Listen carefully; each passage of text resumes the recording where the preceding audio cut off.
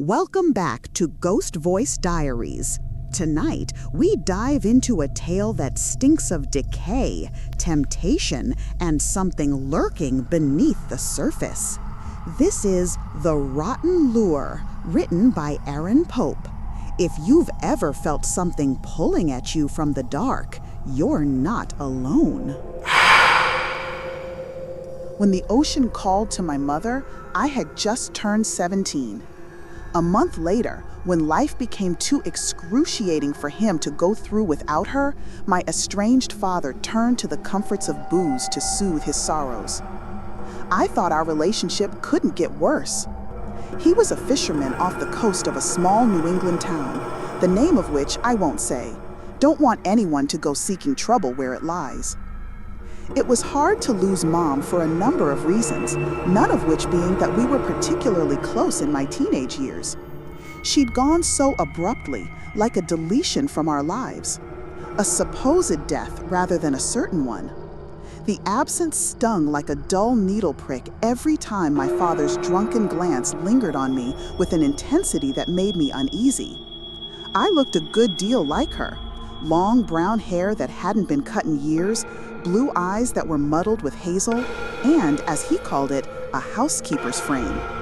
That meant skinny and overall unsuited for working on a boat.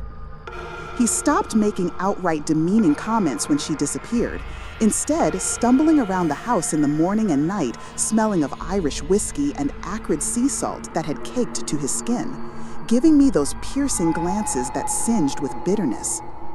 I looked a good deal like her. Long brown hair that hadn't been cut in years, blue eyes that were muddled with hazel, and, as he called it, a housekeeper's frame. That meant skinny and overall unsuited for working on a boat. He stopped making outright demeaning comments when she disappeared, instead stumbling around the house in the morning and night, smelling of Irish whiskey and acrid sea salt that had caked to his skin, giving me those piercing glances that singed with bitterness. Dad blamed me for Mom's death. I didn't know why. It pissed me off that we never talked about it, but he and I were usually on the outs anyway. Only now it was an inescapable state of being, a palpable air that flowed through the two-story house we lived in right next to the docks where he worked. At least he managed to stay on a consistent schedule of leaving early enough to avoid me. A part of me wasn't surprised that he could twist it to be my fault.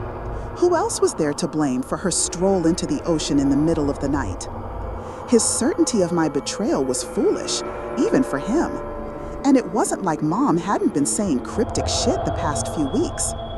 To me, the note she left was proof that she had made her own choice. I had to dig it out of the trash after he tried to hide it from me.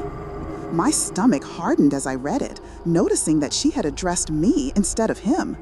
She didn't mention him at all, actually. The more he stewed over it, the more often I would see that stony grimace on his face. His temper managed to get even worse after that, so way to rub salt in his wound, Mom.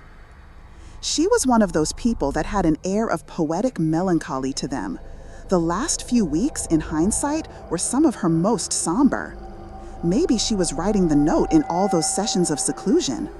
I only read it once, and even that felt like one too many. The last sentence haunted me with its eerie and worrisome connotation. You were worth the price. It unearthed a pervasive and fevered guilt. Nothing within the rest of the flowery prose suggested blame, but that was what settled within me as I hid the note in the clutter of my dresser drawer. It was me somehow. She had to go because of me. My father and I were isolated together in that dark, gloomy house, alone, fighting our own battles and each other. None of my father's family wanted anything to do with us, and my mother's side was extremely limited. All I knew about the ancestry on her side was that my grandmother had disappeared when her daughters were young. In a desperate effort to restore his family, my grandfather went to go look for her but never returned. Mom's voice would always soften at that point in the tale. I never really got more information than that. There were only a few children born every generation, and it seemed that biblically rotten luck hung over us like a blackened cloud. The only living relatives that I knew of were my mom's younger sister Gracie, who was nice enough when I was a kid, and her son, who she would bring over to play with me. All I can remember about my aunt then was her sad eyes and how they would always be directed at me. Where my mother exuded a melancholy energy, Gracie's was tighter, more anxious. It had been years since I had seen them. They were grieving the loss in their own way, away from us. The day my father took me to the sea for the first time since her death, it was early in the morning. He barged into my room, not bothering to knock, and slurred at me loudly to get up. I was taken aback when he asked me, or rather told me, to help him on the boat. "What happened to having a housekeeper's frame?" I groggily snapped at him while laying in my bed, burying my face in my covers. While I had been awake, going through bouts of insomnia since Mom left, he was still standing in my doorframe at 4 a.m. The amber light from the hall was blinding me through my thin sheets and blankets. His words caught on the drunken, stifled burps trying to escape. "The deckhand called out, and I gotta get out there today, and I need an extra pair of hands." His voice was always slow and garbled and annoyed, but today it sounded more so. "You're coming, end of discussion." Stumbling over the invisible clutter on my floor, he dragged his feet over to my bed and threw back the layers protecting me from the winter chill that channeled through the dilapidated house. I shriveled into the fetal position as the draft hit my bare legs and arms. It was like he was trying to set a record for the earliest fight we'd ever had, and I was being pulled into it without full consciousness yet. "Jesus, Dad, I haven't even said I'd go yet. Just give me a damn second," I grumbled daringly, plunging my face into the pillow. I snapped up as a scratching pain, raw and sharp, grinded through my upper thigh as my father dug his class ring into my skin. I shot to the other end of the bed, defensively kicking back his arm. My breath caught and muscles stiffened in an effort to stifle a wince, but he had managed to dig into the last bruise he left, the ache amplifying as I rubbed the spot with my palm. I scowled at him and his eyes narrowed on me. "I didn't ask, and that's all I'm gonna say. You're coming with, and you need to get dressed," he muttered, his balled fist going slack and reaching for the door handle. "We leave in 5. I gave him a curt acknowledgement, crossing my arms in finality. He huffed before closing the door behind him. Alone again, I spent a moment aggressively throwing middle fingers at him before getting up. Juvenile as it was, I was able to breathe easier afterwards. I started getting dressed as the silver light of the morning poked through my window shades, knowing better than to argue with him once the ring came out. Our path to the docks was short, and he walked 5 paces ahead of me the whole time. It was bitingly cold. I felt like an icicle was beginning to form out of my nose. I was wearing my father's spare puffer because he wouldn't let me wear Mom's, with sleeves that were too long and a hood too big to stay on in headwinds. The morning drowsiness hadn't worn off yet. When we got to the boat, my father gave a vague set of instructions about how to cast off and griped at me that he would do it himself when I couldn't untie the bulky rope from the dock. I probably rolled my eyes at him a million times before we were on open water. As he was steering the boat and told me not to bother him, I set about to familiarize myself with the deck. Well, more like refamiliarize. It had been a decade since I had heard those creaks beneath my feet. Nostalgia hit me like a truck. The creaky wooden planks holding the rickety thing together, the salty smell of the ocean, the loud purring of the motor. I took a moment, stood as still as I could, and just closed my eyes, pretending like nothing had changed as I let the winds pass me on their way to the endless ocean. The only thing missing was Mom. She would try to get me to sing sea shanties and tickle my ribs to get me off the edges of the boat. The serenity of that moment was fleeting. There was no thinking of Mom without acknowledging how Dad would ruin everything. The older I got, the colder, meaner, and more distant Dad grew. Mom was always there to stick up for me behind closed doors. I can still remember her delicate voice diminished to those protective, hushed tones. I was 8 when I snuck into the dark hallway in pajamas with bare feet and overheard the first of my parents' many arguments about me. My dad would boil like a kettle while she would whisper the same phrase over and over. It's not her fault. There was little doubt in my mind that it started with him blaming me for our financial difficulties. After that, he managed to associate my troublesome presence with everything that was bad in our lives. Another shitty consequence of losing Mom. No more avoiding every blatant accusation. We had pushed off from the dock about an hour before my butt began to freeze to the crate I sat upon. The vessel finally idled. As far as I could tell, we were in the middle of nowhere, fog clouding our view of the mainland. The constant, frigid gusts were finding their way past my downy defenses. I shivered intensely, my puffer dancing around me. A thought flickered across my mind that it was probably the farthest out I had ever been. As I was meandering through daydreams, my father shouted, louder than he needed to for me to get up and help him. I cringed with sheltered irritation and stood, but took my sweet time admiring how creepy the fog looked as it was slinking towards us on the surface of the water. Then I was rudely knocked to the floor by something sticking up from the splintered wood enough for my shoe to catch. I thankfully wasn't too hurt, just frustrated by my forgetfulness. That warped, rusty nail had been there since I was a kid, and I had a seemingly unavoidable fate of tripping over it. I think Dad not so secretly enjoyed seeing me fall on my face. That was why he had never bothered to pull it up. Andromeda! His voice was like the growling of a bear. I got off the deck. Andy, Dad, it's Andy, I nagged quietly back at him. He would tell me he only used my full name when he needed to get my attention, which was always because I had an annoying tendency to zone out. No surprise to say that it made my ears bleed, my least favorite name in the world. He had me watch the lobster traps as they were lowered into the water, making sure nothing went awry. They bubbled on the surface and sank down until they were obscured from view. After a moment or two, I heard the rope snap taut.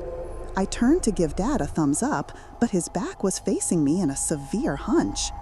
I shrugged and turned back to the murk below. If I had actually cared, I might have noticed then that his shoulders were shaking. Though I'll never know for sure, it could have been either tears or barely contained rage, or both. For him, strong emotions flowed out there as easily as sea foam. I quickly grew bored of the scenery, as gazing on the horizon left me with almost nothing to look at. It was like the gloom had wrapped us in a blanket. A frustrating comparison to make, as I remembered the nice warm bed I had been dragged out of to spend precious sleeping time in a barren, cold, and wet wasteland. That reminded me I had forgotten to ask why, so I posed the question as he came out of the cabin. "So why did Arlo call out? Did he have another doctor's appointment this morning?" Looking barely recovered, he shook his head. "Said he was moving." He sniffed loudly and spit off the side. My eyebrows perked up. He quit? I got a silent answer. No wonder he was in an especially foul mood. A former military man with a kind smile and a bum knee, Arlo was a good guy. He worked for basically nothing and got treated like shit every day. I couldn't think of anyone else more than him who deserved to get out of the town that fed you the tantalizing bait of stability to distract from the fact that it had hooks in you. Hearing that put a small smirk on my face until it disappeared at the sobering realization that I might be stuck in this new arrangement while he searched for another deckhand. The groaning of the hull echoed Dad's footsteps as he walked over to check my work like a tyrannical teacher. As he leaned over the side next to me, I dared to inhale through my nose. Thankfully, the usual booze smell was being masked by the brackish stench of fish and sea. He sucked air through his teeth as he looked. "You are never allowed on this boat again, child. One of the traps caught the side of the hull and scratched it there, see?" He pointed down at an infinitesimal dink in the already crumbling light blue paint. I stifled a pleased exhale. Thank God I was getting a free pass from work for being so shit at it. It's not like I asked to be here, Dad. You literally made me come with you. His small hazel eyes were slitted when they met mine. The tone in his voice was soaked with venom. See, that is your problem, Andromeda. You complain too much and act like the world revolves around you. I didn't expect him to come on so strong, especially since those comments of mine would usually go in one ear and out the other. I stayed silent with a perplexed expression. He rose and paused for a moment, hands moving erratically at his sides, swinging and clenching and unclenching. The deck made long scraping sounds with the agitated shuffling of his feet. After his show of mental stuttering, finally he managed out words to wither me. You will never be even half the woman your mother was. I spent a full minute looking at him for where he found the gall, then blistered, my pale face blooming with red. I didn't even care about what he meant at this point. I was freezing, I was tired, and I was stuck on a stupid fishing boat in the middle of the ocean with the person that despised me most in the world. All I wanted to do was hurt him. I can't believe she married someone as awful as you, I seethed. I can't believe she had a child as horrible as you, he retorted. He made it so easy to want to strangle him. Rare, salty tears pinched at the sides of my eyes. Well, I didn't get that from Mom. There was a pause in the argument. We could have left it at that, though I don't think it would have changed the events that came after. But for once, the bruise he'd given me wasn't from the ring. I decided to add one final twist of the knife. You probably drove her off, asshole. Those icy words set my dad off like grand finale firecrackers. No, you did! His anger rocketed off the water and reverberated in all directions. I'd struck a raw nerve. Sudden surprise had forced one of my feet to retreat from him. The silence to follow was lethal. I felt angry tears welling up more and said nothing else, just walked towards the bow and put my elbows on the point of the wooden railing. He was breathing hard, his bright red face beaded with sweat. And you've brought this on yourself, he said in a trembling voice with ominous finality. Even though I was finished listening to him, my skin prickled in a feeling distinct from the chill of winter. Brought what on myself, I thought? Being on a boat with my clinically insane father who hates me? His mental breakdown into insanity was an event I had been waiting for so I could throw his ass in an institution. Then the fog began to swirl a ways off the bow. I turned my attention there and squinted. There was a shape wriggling in the distance, looking like one of those inflatable car dealership things at first, then jaggedly twitching, interrupting the thickened mist around it. What is that? I questioned aloud, a cloud swirling on my breath.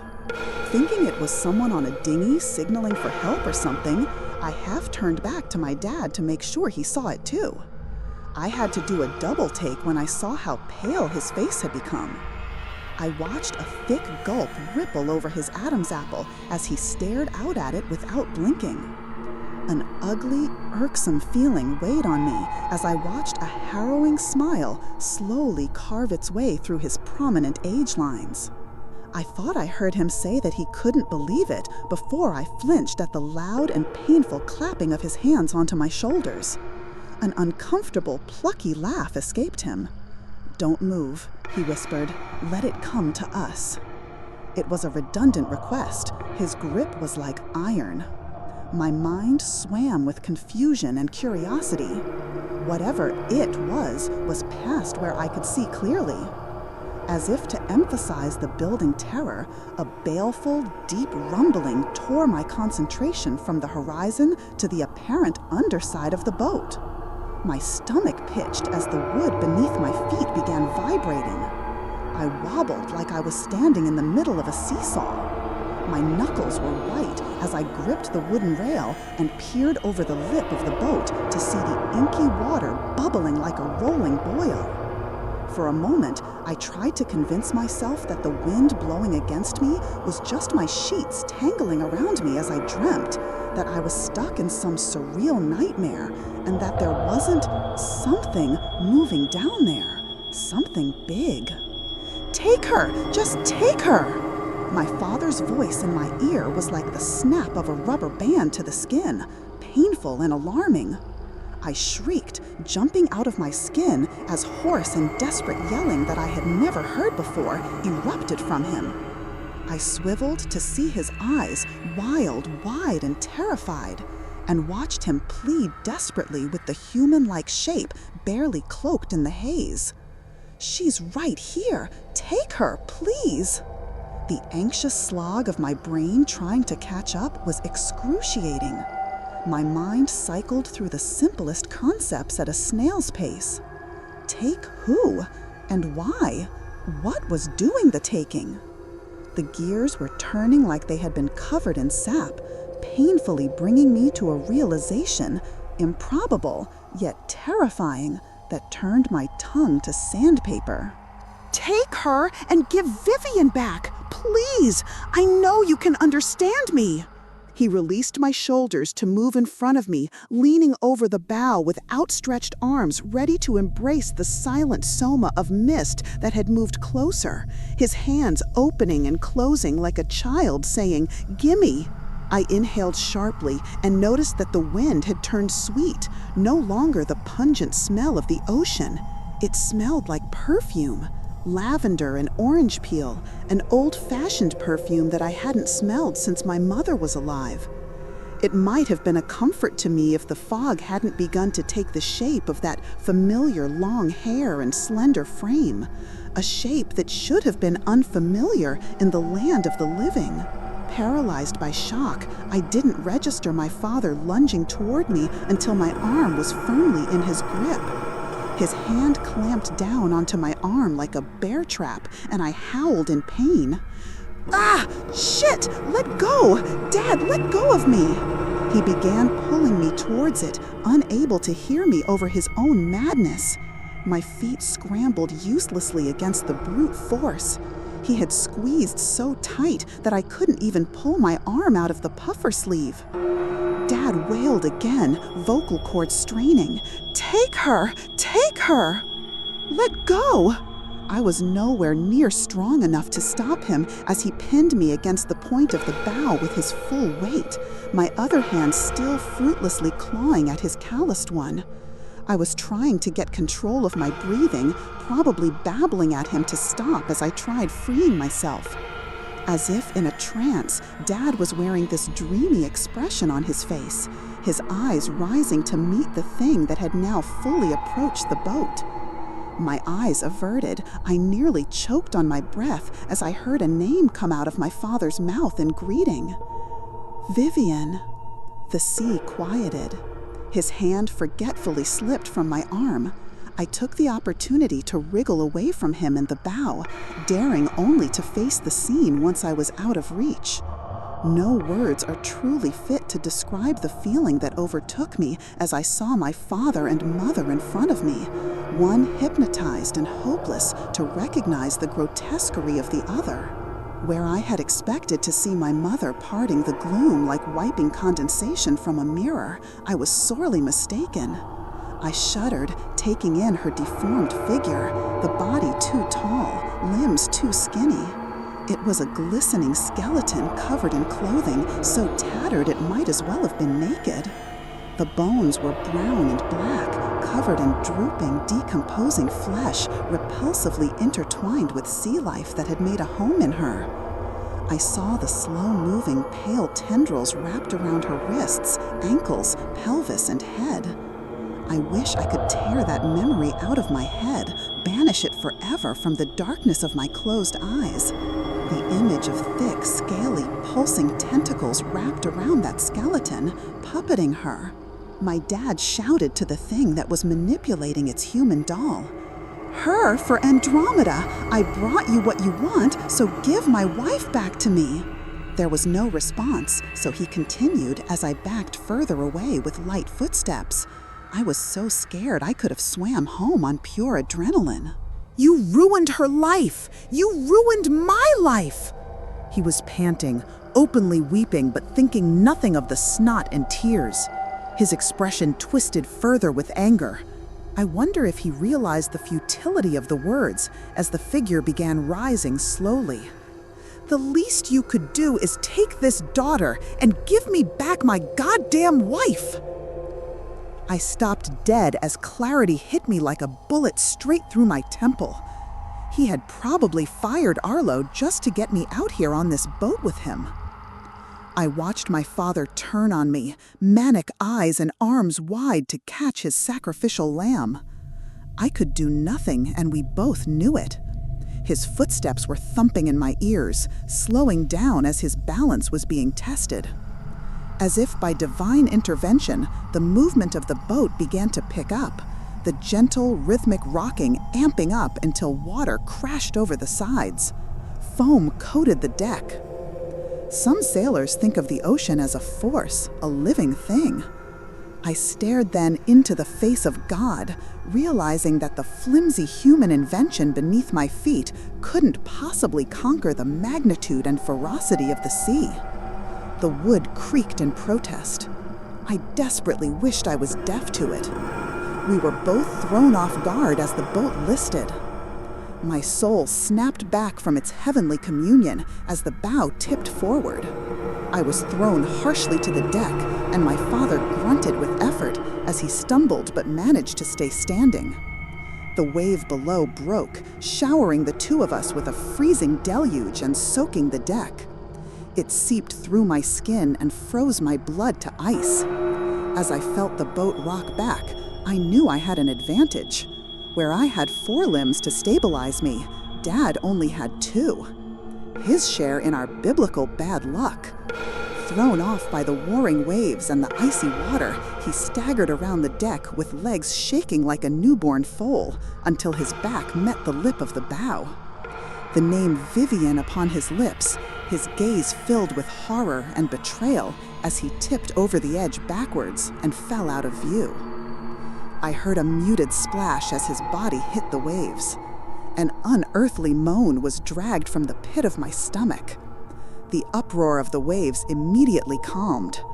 Regaining my footing, I scampered to the edge to see if I could pull him back into the boat. "Dad? Dad?" I shouted for him. My voice wavered with each unanswered call.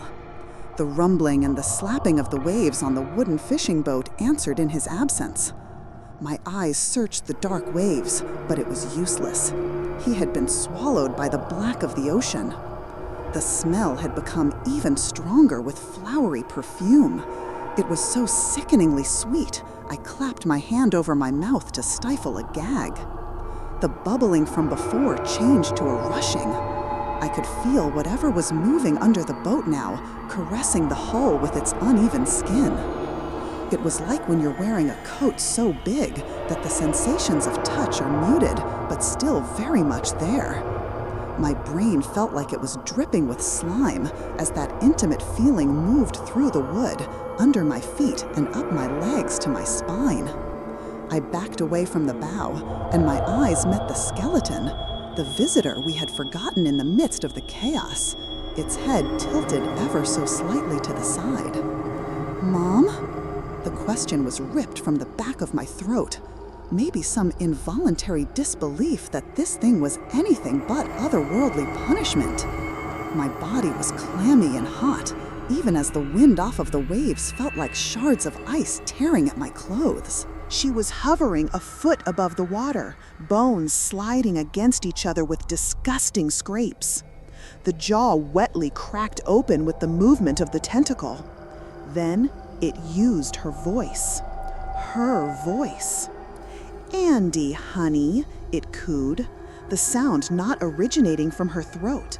"What's wrong?" The innocent tone took me from the scene marred by the unsightly mimicry of her to when I would toddle around her as she made my lunch in the kitchen. Soft, cool hands brushing my downy hair from my forehead to place a delicate kiss. My face was sliced with the warmth of falling tears. I stared into the sockets in her skull, rimmed with sea-stained barnacles where her blue eyes used to be, and felt a sorrowful tug in my gut. My knees were shaking as I gazed out at a haunting replica of my dead mom. "Andy," she repeated over and over. My feet dragged forward as if possessed. Inches were unwittingly turning to feet. I knew, even as I was shuffling towards her, that I would follow my father in his fate if I didn't stop. But I couldn't, literally. It had me. And tragically, some guilt-ridden, melancholic piece of me wanted to keep going. Her voice garbled and warped around my name, still my mother, but as if something was attempting to crawl out of her throat as she spoke it. Then I was falling. My stomach lagged for a moment before it plummeted forward with the rest of me. Something had snagged the bottom of my too long jeans at the right cuff. I tumbled to the ground, bruising my knees, elbows, and jaw pretty badly. My body landed with a thud. If I wasn't so afraid, I might have realized what had happened. That stupid nail on the floor that I nearly killed myself on earlier, the one my father never cared to rip out of the waterlogged wood beneath our feet, had tripped me again. I don't think my body was functioning anyway, but I resolved to not get up. The last 5 minutes alone were enough to knock me out cold from sheer emotional exhaustion. Instead, I looked out of the eye that wasn't squished against the floor and stared at the blue paint chipping off the port side. There was silence. Not even the skeleton thought it necessary to keep talking. Then, something big, enough to cast a dim shadow over the entire boat, rose out of the water. I thought for a moment that my eyes were playing tricks on me. There was a gloomy iridescence to its massive shape, like if the light caught it a certain way, it would be transparent. I laid horrified and still as a statue as it rose out of the waves for an eternity. In trying to comprehend the size of the monster rising out of the water to loom over the boat like a skyscraper, I recognized the departure of the known reality. The monster shuddered with a deafening flapping sound. It must have been where the rumbling was coming from, only now unmuffled above water. I looked at it in my periphery, the only angle I had, and was met with this ancient-looking reptilian creature, almost like a sea snake. My breath was stolen as it dipped its head to lean further over above me. Its slitted eyes were a haunting pale cream color. One length of me could fit between them with room to spare. It was bigger than any living thing I could ever imagine, more like looking into the oppressive eyes of an ancient god than a real creature.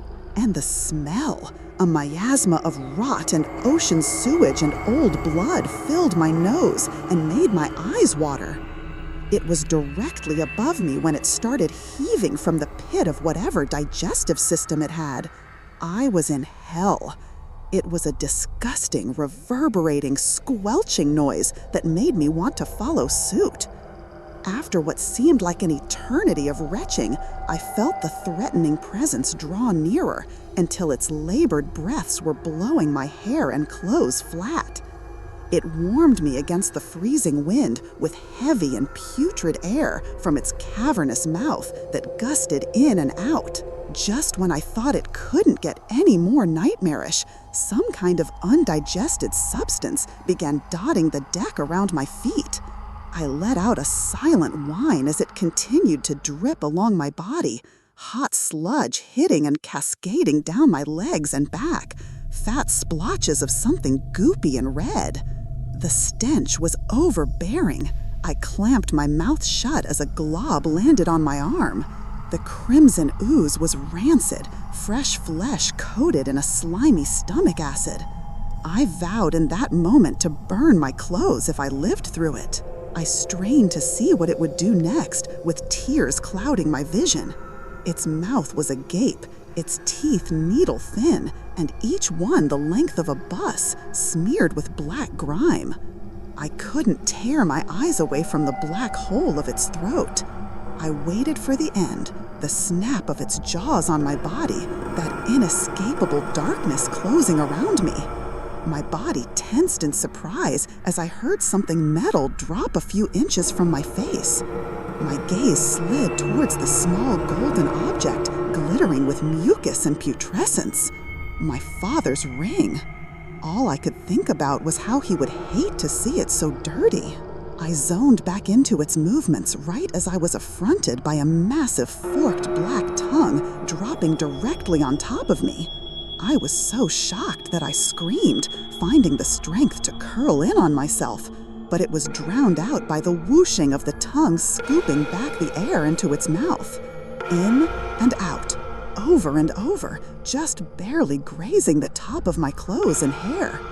It did this all over my body, and while I was thankful not to be immediately dead, it was like going through the world's most terrifying security scanner.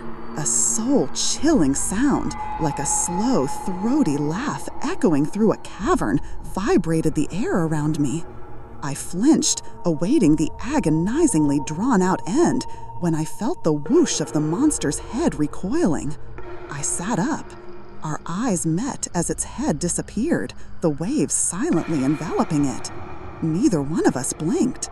I waited, holding my breath until the rumbling sound dissipated for the last time. As soon as the ocean went still, I collapsed, the tension in my muscles snapping like a slingshot. The loneliness around and within me, and the soft slapping of the waves against the boat, lulled me to the deepest sleep I had ever had. When I awoke, I was being lightly tapped on the face by a man with a strong voice. His words were encouraging me to wake up, as were the bright lights bobbing up and down that illuminated his dark form behind my eyelids. The guy picked me up off of the floor and carried me off of my father's boat to another. I did not open my eyes the whole time. I was imagining that I could transform my wet clothes, the red sludge, and those cloudy eyes into parts of my dream if I only kept them closed. The ring was left on the deck of the boat and must have gotten lost as the Coast Guard ship towed it in. I had no intention of going back for it. Back on shore in the emergency medical center, Arlo confirmed my suspicions. He had come in late like my father had asked him to and found the boat and us missing. He'd waited until it was really starting to get late and then requested the Coast Guard search the nearby area for the vessel just in case. He was awfully surprised at the bone-crushing hug I gave him when he explained this to me from my bedside. I never told him that both my father and I had expected me to die out there. The story that I told people was that my father had died in a freak accident, which I avoided expounding upon, to preserve in my own mind a rational explanation of what had happened. I became an expert at deflecting every conversation that dredged up those memories. Anything not to think about those milky white eyes and blackened bones slinking around on the ocean floor somewhere. On the day I moved out of my childhood home, I took one last somber breath of the mildewed air in my room and opened the window to let in the cold. It's silly to think about, but I left it that way for Mom's ghost in case she needed a way in, a home to return to. Aunt Gracie became my legal guardian, somewhat redundant as I turned 18 less than a year later. She lived much further inland, closer to the Midwest and away from the ocean. Different didn't mean bad. It was a climate unlike anything I'd ever experienced. I went outside every morning dreading to smell salt water and being soothed by the dry wind like a hand caressing my face. Gracie and I bonded over the loss we experienced, which led to my choice to attend college close to her. I still visit her and my cousin when I get the time. Many years later, I have very little to do in between nursing a newborn and waiting for the next crying fit he has, so putting all this into a cohesive story is an interesting retrospective exercise. What else do I say? Bruises healed. The smell of liquor doesn't make me angry anymore. I can look at Halloween decorations again without seeing my mother's skull. The guilt that I've held for my mother's death has not subsided fully, But with Gracie's help, I've been given some sort of understanding. It's bearable, but it's a dull ache. I'm not sure what about our family set us on this cursed path, but I have a feeling that I wouldn't want to find out. When I had my son, Gracie told me what she determined to be the reason for being spared by my parents' killer. The hypothesis that had been passed around as truth among the family who knew was that the monster left the women of our family alone if we had sons. My aunt to this day thinks that the creature had some strange premonition, that it knew I would have a son, so it didn't eat me even when I was right in front of it. She had never been called either. I don't know. There's so little information about the rest of the family that I could never let my guard down based on a hunch. If it is right, I can at least breathe easier knowing that it will end with me and my boy, the last ones in the line. In an almost impressive turn of fate, she and I are the first generationally to have boys instead of girls. On the other hand, Aunt Gracie is going to turn the same age as my mother next year. It's a disgusting thought, but maybe the monster realized that I wasn't ripe yet when my dad tried to trade me for my mom. I can't rest fully knowing I might meet that thing on the water again. My son is sleeping peacefully in the crib next to me right now, little fist balled up so tight on his blanket. I have to resist the urge to cradle him all the time, to coddle him. The bad thoughts seem to fade away when he's near. Maybe one day I'll even get to thank him for saving me from becoming a collection of bones rotting in the ocean. The note my mother wrote me started making sense only after having a child of my own. I can understand what she felt as I watch my son sigh heavily, perfect and safe in his sleep. Though I might never be called to the ocean, he would always be worth the price. The Rotten Lure by Erin Pope. If this story reeled you in, don't forget to like, comment, and subscribe for more chilling tales. But remember, not every bait is worth biting.